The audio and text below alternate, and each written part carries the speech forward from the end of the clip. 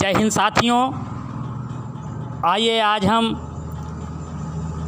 ज़िले के बेसिक शिक्षा विभाग के मुखिया संजय सर द्वारा दी गई बातों को, जो कि हमें विद्यालय में लागू करना है, जो कि हमारे लिए अनुकरणीय है। आइए एक एक करके उनकी कही गई बातों को पुनः सुनते हैं और उन बिंदुओं पर फोकस करते हैं जिन्हें हमको पालन करना है और शिक्षा को उत्तम प्रदेश बनाने की ओर ले चलना है।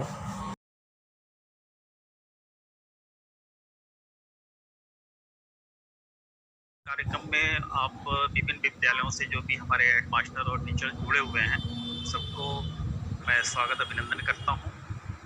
चूँकि कल से स्कूल खुल रहे हैं स्टाफ के लिए, तो मुझे लगा कि आपके साथ थोड़ी सी चर्चा परिचर्चा हो जाए। इसी नाते हमने ये यूट्यूब सेशन रखा कि आपसे सीधे कुछ बिंदुओं पे बात की जा सके और अभी विभाग की कौन प्राथमिकता के कार्यक्रम हैं उनके संबंध में चर्चा की जा सके। अलग अलग बिंदुओं पे यहाँ पे एक्सपर्ट हैं, जैसे अभी सुनील जी ने आपको ई पाठशाला पे विस्तृत रूप से आपके साथ चर्चा किया और निश्चित रूप से आप इसके संबंध में आपके स्तर से कार्रवाइयाँ की जा रही हैं, लेकिन थोड़ी सी अभी प्रगति जो है वो बहुत धीमी है। मोटे तौर पे उसको सही करने की ज़रूरत है और जितने हम बच्चों को इसमें जोड़ पाएंगे उसके हिसाब से ही हम अपनी स्थिति को सही से अवलोकित कर पाएंगे। प्रेरणा साथी के लिए ये हुआ था कि हर स्कूल से 5 चयन किए जाने हैं। प्रगति अभी लगभग 75% है, अभी भी 25% की गैपिंग है। आपसे अनुरोध है कि कल जब स्कूल खुलेंगे तो इस लक्ष्य को एक हफ्ते के अंदर जो है 100% पूर्ण करने की आपके द्वारा प्रयास किया जाना चाहिए। कल स्कूल खुल रहे हैं तो सबसे पहले आपका प्रयास ये होना चाहिए कि स्कूल की साफ़ सफाई ये सब चीज़ें हो जाएं, ताकि आप जब स्कूल में जाएं और तो स्कूल का वातावरण अच्छा दिखे। 2-3 बिंदुओं पे मुझे स्पेशली आपसे अलग अलग बातों पे चर्चा करना है और हम लोगों ने आपके प्रयास से अपने जनपद प्रयागराज के बहुत से स्कूलों को बेहतर बनाने की कोशिश किया और प्रथम दृष्टया वो दिख भी रहा है कि स्कूल के परिवेश में काफ़ी कुछ बदलाव हुए हैं। इसमें सबसे पहले तो मैं यही कहना चाहूँगा कि अभी हमारे नवनिर्वाचित प्रधान शपथ ले चुके हैं और उनके द्वारा जो है अब कार्यभार ग्रहण किया जा चुका है। तो हमारे विभाग का एक पहला उद्देश्य था कि हम 2021 मार्च तक जो है 14 पैरामीटर्स पे ऑपरेशन कायाकल्प के अंतर्गत जो है स्कूलों को सिचुएट करा लें, लेकिन कतिपय कारणों से और विशेष तौर से कोविड के दृष्टिगत जो है हम लोग उस चीज़ को थोड़ा सा पूरा करने में नहीं कर पाए। तो एक कल से आपका एक मोटो होना चाहिए कि स्कूल की साफ़ सफाई के साथ साथ अपने नवनिर्वाचित प्रधान के साथ एक बैठक बुला लें, उनको स्कूल में आमंत्रित कर दें, उनके साथ एक कप चाय पी लें और अपने स्कूल की जो स्थापना संबंधी गैपिंग है उनके बारे में उनके साथ परिचर्चा करते हुए उन गैपिंग्स को पूरा करने के लिए कोशिश करना चाहिए। और मुझे उम्मीद है कि आपके सार्थक प्रयास से हम लोग की जो स्थापना गैपिंग है उसको हम पूरा कर पाएंगे। साथ ही जो स्कूल के जो भी हम लोगों ने स्कूल मटेरियल्स को उपलब्ध कराए हैं उनको सुव्यवस्थित तरीके से, हो सकता है कि नए स्कूलों में अभी सुव्यवस्थित नहीं हुए हों, तो उनको सुव्यवस्थित करने का आपके द्वारा प्रयास किया जाना चाहिए। और हम लोगों ने लाइब्रेरी के लिए कुछ किताबों को भेजा था। लगभग 200 के आसपास हर स्कूल में एक लाइब्रेरी के लिए समृद्ध बनाने के लिए हम लोगों ने किताबों को भेज रखा है। संभव है कि आपके पास वो चली गई हों। और ये भी है कि कुछ हो सकता है कि अभी ब्लॉक स्तर पे ही वो लाइब्रेरी की किताबें अभी पढ़ी हों। तो कल से आपका प्रयास ये होना चाहिए कि अनिवार्य रूप से सभी स्कूलों में लाइब्रेरी की किताबें पहुंच जाएं और एक सुव्यवस्थित तरीके से आपकी लाइब्रेरी दिखे, ताकि बच्चे उसके प्रति आकर्षित हो सकें। उसमें लाइब्रेरी के संबंध में हम लोगों ने जो निर्देश दिया था सितंबर 2020 का एसपीडी सर का जो आदेश था, उसको मेरा अनुरोध है कि सभी लोग एक बार पढ़ लेंगे, जिसमें ये प्रभारी लाइब्रेरी बनाने की बात थी, बुक क्लब के मेंबर्स को बनाने की बात थी। ज़्यादातर ये देखने में आता है कि इसके बारे में टीचर्स को पता ही नहीं कि बुक क्लब हैं क्या। तो जब आप इस पत्र को पढ़ेंगे तो निश्चित रूप से अपने लाइब्रेरी को, जो लाइब्रेरी के संबंध में विभागीय निर्देश हैं, उनको भी पूरा कर लेंगे और अपनी लाइब्रेरी को सुव्यवस्थित तरीके से कर लेंगे। किताबें हम लोगों ने सभी ब्लॉकों में भेज दिए हैं और अनुरोध आपसे यही है कि वो किताबों को ब्लॉक से मंगवा लें। साथ ही अभी आपको जो एक पत्र गए होंगे उसमें विभागीय निर्देश ये हैं कि अब विद्यालय स्तर पर केवल 13 पंजिकाओं को ही रखा जाना है।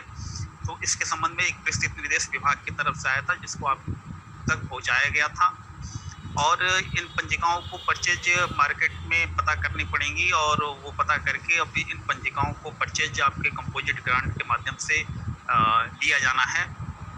एक चीज़ में और जो सबसे महत्वपूर्ण ये है कि विभागीय निर्देश हम लोगों को ये प्राप्त हुए हैं कि आपके विद्यालय स्तर की जो भी परचेजिंग हुई हो अब तक के, या जो भी लायबिलिटियाँ हुई हो, अगर किन्हीं कारणों से उसका भुगतान नहीं किया गया है तो तत्काल उस पर कार्रवाई करना सुनिश्चित कर लें।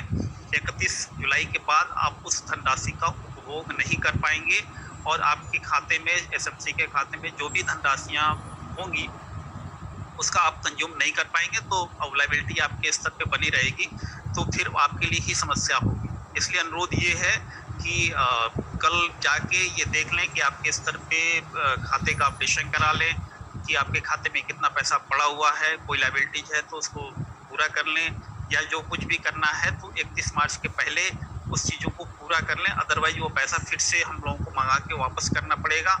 तो ऐसी स्थिति में अगर कोई लायबिलिटीज आपके पास बच जाती है तो उसे दिक्कत आपको भी होगी। तो अनुरोध ये है कि इसको सावधानी से देखते हुए इन चीज़ों को पूरा कर लें। और सबसे एक और महत्वपूर्ण बात है ये है कि हम लोगों ने एमडीएम का पैसा, हालांकि अभी राजू त्रिपाठी जी जो है आपसे विस्तृत चर्चा करेंगे इसके संबंध में, केवल मैं आपसे ये बात करना चाहता हूँ कि हम लोगों ने एमडीएम कन्वर्जन की धनराशि जो है 3 किस्तों में भेजी थी, 76 दिन का और 49 दिन का। उसके बाद प्राइमरी के लिए 138 दिनों का और जूनियर के लिए हम लोगों ने 124 दिनों का पैसा भेजा था। लेकिन पैसा भेजने के साथ साथ ये था कि इसको हम लोगों को अपडेशन कराना था, तो अपडेशन की प्रगति बहुत ही खराब है। 76 दिन अभी केवल हम लोग 90% का अपडेशन करा पाए हैं, 49 दिन वाला केवल 70% करा पाए हैं, और जो हम लोगों को 138 और 124 दिन का पैसा अपडेट कराना था वो बहुत ही कम है, लगभग 20% के आसपास। तो मेरा अनुरोध इस संबंध में ये है कि इसको एक प्राथमिकता के आधार पे अगले एक आध हफ्ते में ये पैसा अनिवार्य रूप से बच्चों के गार्जियंस के खाते में दिए जाने हैं, वहाँ पे ट्रांसफ़र हो जाएं। इसके अलावा आपको प्राधिकार पत्र मिल चुके हैं, खाद्यान्न बच्चों को अनिवार्य रूप से प्राधिकार पत्र के माध्यम से उपलब्ध हो जाए। एमडीएम के बारे में और कोई इस पर विस्तृत चर्चा भी राजू त्रिपाठी जी करेंगे। मेरा आपसे सिर्फ ये था कि अभी जो चीज़ें हमने आपसे शेयर की, एक मोटे तौर पे ई पाठशाला पे एक समस्या आ रही है कि एंड्रॉयड मोबाइल जो है ग्रामीण अंचलों में इसकी उपलब्धता कम है, जिस कारण से हम लोग उन चीज़ों को सभी बच्चों तक पहुंच नहीं बना पा रहे हैं। तो इसी का एक विकल्प हम लोगों ने, विभाग ने एक प्रेरणा साथी के रूप में दिया कि जो गैपिंग हो रही है उसको प्रेरणा साथी के रूप में उसको पूरा करें। तो अनुरोध ये है कि जब आप प्रेरणा साथी का चयन करें तो ऐसे व्यक्ति का चयन करें जो निश्चित रूप से बच्चों के प्रति समर्पित हो, ताकि उसका वो अधिकाधिक लाभ ले सके। तो मुझे आपसे इस संबंध में और कुछ